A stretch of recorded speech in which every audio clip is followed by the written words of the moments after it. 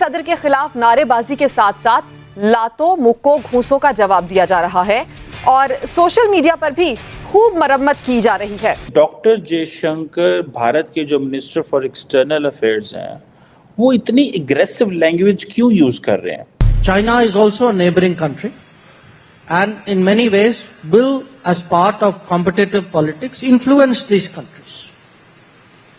I don't think we should be scared of China. ज़ाहिर कमला Harris भी पहुंची हुई हैं, वहाँ पे ज़ेलेंस्की भी पहुंचे हुए हैं, वहाँ पे सऊदी जो foreign minister, Egyptian foreign ministers, ये सारे बहुत दुनिया वहाँ पहुंची हुई है। डॉक्टर जयशंकर जो है, अगर आप इंडियन से पूछेंगे तो they call it as an India way of diplomacy. America collapse हुआ, चाइना स्टिल क्राइसिस में है, चाइना का बैंक सिस्टम कोलैप्स हो गया, लेकिन इंडिया एक बहुत बड़ी पॉपुलेशन के साथ आगे बढ़ा है। कहा यह जा रहा है कि अगले 48 घंटों में 3 चीज़ें हो सकती हैं। क्या चीज़ें हो सकती हैं, अल्लाह ताला खैर करे। कहा जा रहा है जनाब इमरजेंसी लग सकती है, मार्शल लॉ लग सकता है, या फिर दोबारा इलेक्शन हो सकते हैं, सूरत हाल ख़राब हो चुकी है। Doctor Jaishankar is very tough, हर बात ये कह रहा है। और किसी बंदे से तो मैंने ये भी सुना that doctor Jaishankar is known as India's Kissinger. अच्छे कपड़े पहन के कॉलेज यूनिवर्सिटी भी गया होगा, लेकिन ये हिंदू दुश्मनी, काफर, मुसलमान काफर, ये चीज़ इनके जहन, यानी ये लोग इतने डफर बना दिए गए हैं कि ये लिटरली ये समझते हैं कि अगर हम इस्लामी रसूमात की तरफ चले जाएं तो हम दिन दुगनी रात चौगनी तरक्की करेंगे, इलेक्ट्रिक व्हीकल्स पुड़म करेंगे तो यूं इलेक्ट्रिक व्हीकल्स निकलेंगे पीछे से, ये समझते हैं ये लोग। नमस्कार दोस्तों, मैं हूं भुवन, आप देख रहे हैं भुवन सबर वन। तो दोस्तों, आप सब जानते हैं हमारे विदेश मंत्री एस जयशंकर सर जर्मनी में है, मूनिक कॉन्फ्रेंस अटेंड कर रहे हैं। उन्होंने काफ़ी सारे वर्ल्ड लीडर और फॉरेन मिनिस्टर को मुलाकात की है और दुनिया भर के बड़े बड़े वर्ल्ड लीडर को भी मिले हैं, जहां अमेरिका के फॉरेन मिनिस्टर एंथोनी ब्लिंकन के बातचीत की है। तो दोस्तों, एक वीडियो वायरल हो रहा है जहां चीन के बैंकी फॉरेन मिनिस्टर हमारे फॉरेन मिनिस्टर एस जयशंकर को मिले हैं और बातचीत करते दिखे हैं। रिपोर्ट की माने तो अब तक दोनों की बातचीत जानकारी नहीं मिली है। आगे देखते हैं मीडिया की खबर।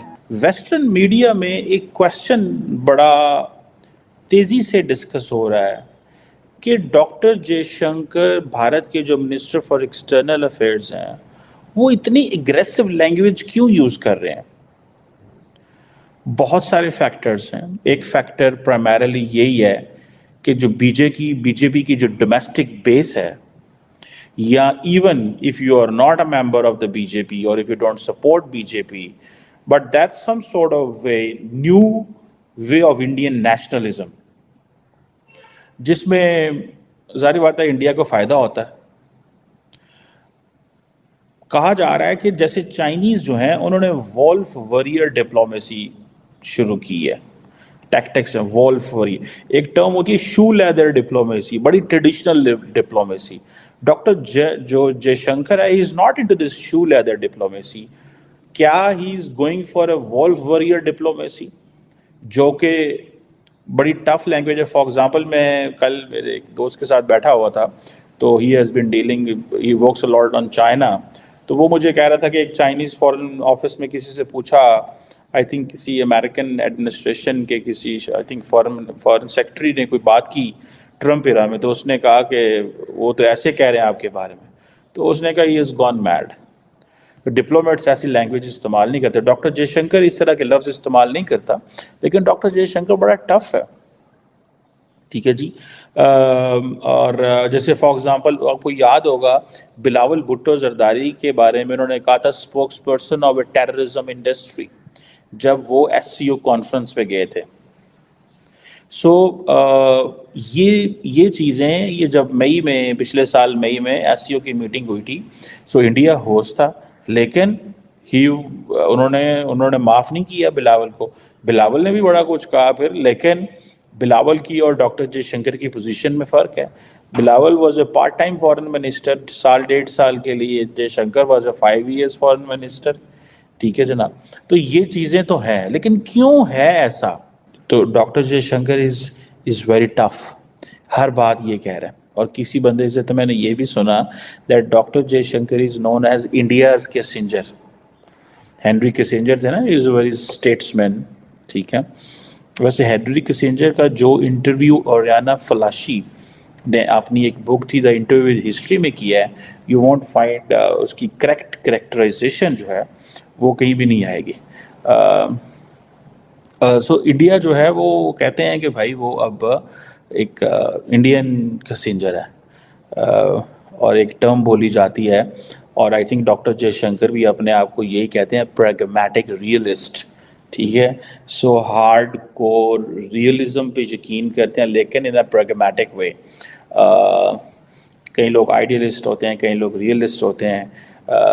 सो ये क्वेश्चन आता है कि भाई ये दे आर प्रैग्मेटिक रियलिस्ट, और जो प्रैग्मेटिक रियलिस्ट होते हैं मैं समझता हूँ वो सबसे ज़्यादा स्मार्ट होते हैं। प्रैग्मेटिक रियलिस्ट जो हैं वो बिल्कुल वो बुरे नहीं हैं या उनकी वो नहीं है। सो बहरहाल ये एक चीज़ है, नैम का मेंबर होना, नॉन अलाइंड मूवमेंट का मेंबर होना, ठीक है, एंड देन आप कहना जी कि हम प्रैग्मेटिक रियलिस्ट हैं, हम जो है वो अब जो पोजीशन ले रहे हैं we are not getting into, हम कोई आईआर की पोजीशन नहीं ले रहे, हम कोई ऐसी पोजीशन नहीं ले रहे जिसमें आइडियोलॉजिकल कोई लाइन नहीं हम अडॉप्ट कर रहे, and we will not do it. We have not been doing it in the past and we will not do it now. हम एक pragmatic, so no ideological standing, nothing like that. All what we want is कि हम ये सो ऐसे देखिए, आपने quad में भी डॉक्टर जयशंकर का वो देखें, I2U2 में देखें, ठीक है। सो लोग, कई लोग कहते हैं India is an emerging super power. I don't believe this is a long way. when you say that 800 million people in India, they need a government support for wheat, so that you don't make superpower, and then you have to have you have a reliance on everything in terms of the military hardware, in terms of अभी तो आप अपनी financially आप दुनिया पे है stable depend करते हैं। कि अगले 48 घंटों में 3 चीज़ें हो सकती हैं। क्या चीज़ें हो सकती हैं, अल्लाह ताला खैर करे। कहा जा रहा है जनाब इमरजेंसी लग सकती है, मार्शल लॉ लग सकता है, या फिर दोबारा इलेक्शन हो सकते हैं, सूरत हाल ख़राब हो चुकी है। उसके लिए जो दलील दी जा रही है वो ये दी जा रही है सबसे पहले कि सुप्रीम कोर्ट ऑफ पाकिस्तान खुल गई है, तमाम जजेस के चैम्बर्स खोल दिए गए, आला अदलिया के जजेस की आमद का सिलसिला शुरू हो गया है। मुल्क भर के तमाम एयरपोर्ट्स, अहम मकामात का कंट्रोल सिक्योरिटी फोर्सेस ने संभाल लिया है। SSU, police, rangers high alert हैं। तमाम अहम इंटरनेशनल और नेशनल प्रेस क्लब्स और दीगर जगहों पर कानून नाफिज करने वाले इदारों की बहुत भारी नफरी तैनात है। वाटर कैनन गाड़ियाँ भी मौजूद हैं। अल्लाह खैर करे, अल्लाह रहम फरमाए, आमीन। ये सूरत हाल इस वक्त जो है वो बताई जा रही है। इनमें से एक चीज़ तो हुई है, एक चीज़ हुई है, वो ये हुई है, वो जो निशानियाँ होती हैं ना, जो इमरजेंसी की तरफ या किसी भी गैर मामूली हालात की तरफ जा रही होती है, उनमें से एक निशानी है जो पूरी हो चुकी हुई है। वो ये है कि ट्विटर को बंद कर दिया गया।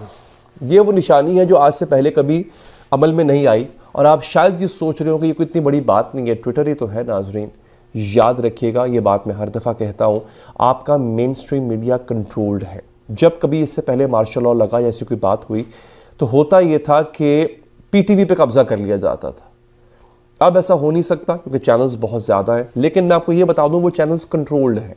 उन चैनल्स में इतनी हिम्मत नहीं है, इतना तप्पड़ नहीं है कि वो खुद से कुछ ऐसा कर सकें या हुक्म की खिलाफ वर्जी कर सकें। वो बिल्कुल कंट्रोल्ड है। मैं आपको वसूख से कह रहा हूँ। रह गया पीछे सोशल मीडिया। अब उस सोशल मीडिया में भी जो ट्विटर है वो एक ऐसी जगह है जहाँ पे आपके पाकिस्तान का हर सहाफ़ी बैठा हुआ है। जो खबर है वो शायद TV पर लेट पहुँचती हो, लेकिन वो ट्विटर के ऊपर या X जिसे कहते हैं उस पर सबसे पहले पहुंचती है। ट्विटर बंद है। ट्विटर पिछले 24 घंटे से बंद है और न जाने कितनी और देर बंद रहेगा। जितने भी सहाफ़ी हैं वो खबर को नहीं पहुंचा पा रहे। अलबत्ता दूसरा जरिया है YouTube, लेकिन इसकी भी कसम नहीं खा सकते कि ये कब तक ऑन रहता है। ये जो सोशल मीडिया की बंदिश है और अभी तक कोई एक्सप्लेनेशन भी नहीं दी गई। ये नहीं बताया गया कि होगा क्या, क्यों बंद है, वजह क्या है इसकी, कुछ नहीं पता, लेकिन बंद है पाकिस्तान के अंदर।